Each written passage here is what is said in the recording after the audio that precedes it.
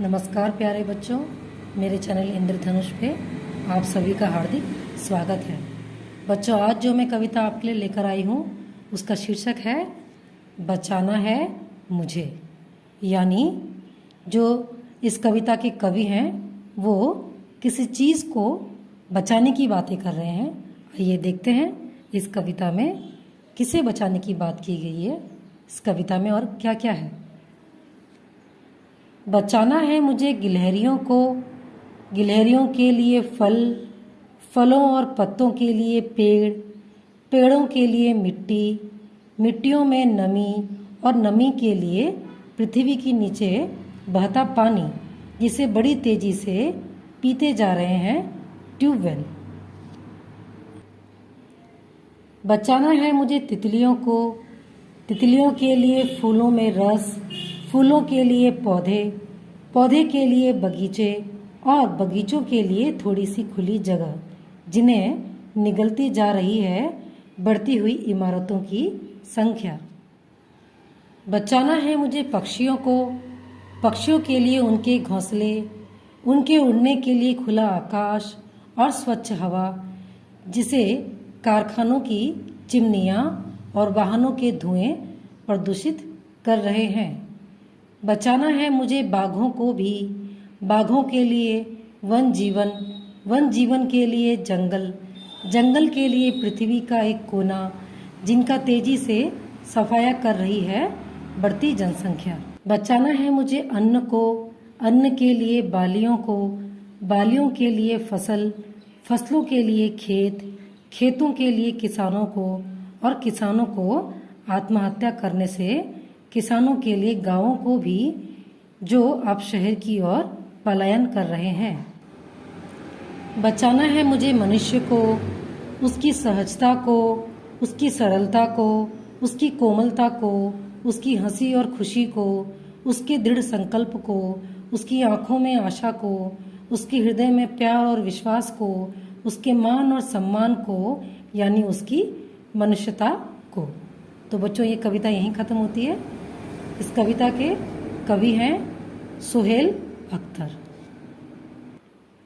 बच्चों, इस कविता में आए कठिन शब्दों को हम इस प्रकार से समझेंगे।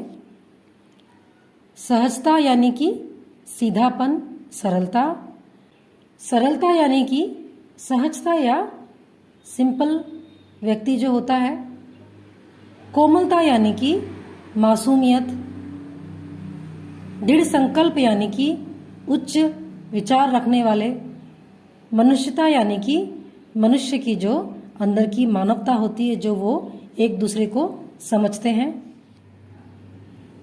कारखानों की चिमनियाँ यानी कि फैक्ट्रियों में धुआं निकलने का जो मार्ग होता है पाइप जैसा, उसे कहते हैं कारखानों की चिमनियाँ।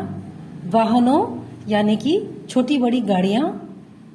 वन जीवन यानी कि जंगल में रहने वाले जीव जंतु। सफाया यानी कि खत्म कर देना। बढ़ती जनसंख्या यानी कि आबादी का बढ़ना।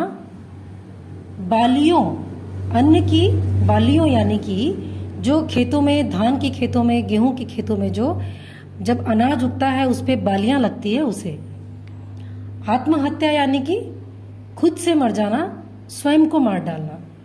पलायन यानी कि एक स्थान को छोड़कर दूसरे स्थान पर चले जाना। नमी, नमी यानी कि गीलापन। ट्यूबवेल यानी कि जमीन के नीचे पाइप जैसा मशीन घुसाकर उसे इलेक्ट्रिक के बल पर उससे पानी निकालना। निगलती यानी कि खाती जा रही है। इमारतों की संख्या यानी कि शहर में जो बिल्डिंग की संख्या होती है, बहुत अधिक बिल्डिंग होते हैं। इस प्रकार से ये शब्दार्थ हुए।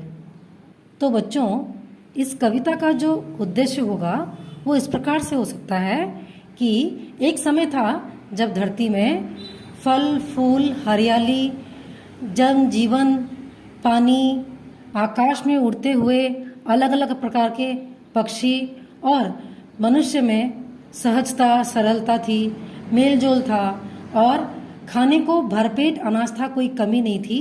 वो आज धीरे धीरे खत्म हो रही है क्योंकि बढ़ती जनसंख्या ने इन सभी चीज़ों का दमन कर दिया है और पानी का घटाव हो रहा है। तो बच्चों, यहाँ कवि हमें ये कहना चाहते हैं कि हमें अपने जन संरक्षण, अपने वातावरण की रक्षा करने के लिए जब हम वृक्षों को काटते हैं, उनका इस्तेमाल करते हैं, तो उसी प्रकार से हमें दोबारा से वृक्षों को लगाना चाहिए ताकि हमारी प्रकृति जिस तरीके से पहले थी उस तरह से बरकरार रहे और आगे फलती फूलती रहे। तो बच्चों, यदि आपको ये कविता अच्छी लगती है तो इसे लाइक करें, शेयर करें और सब्सक्राइब भी करें। धन्यवाद।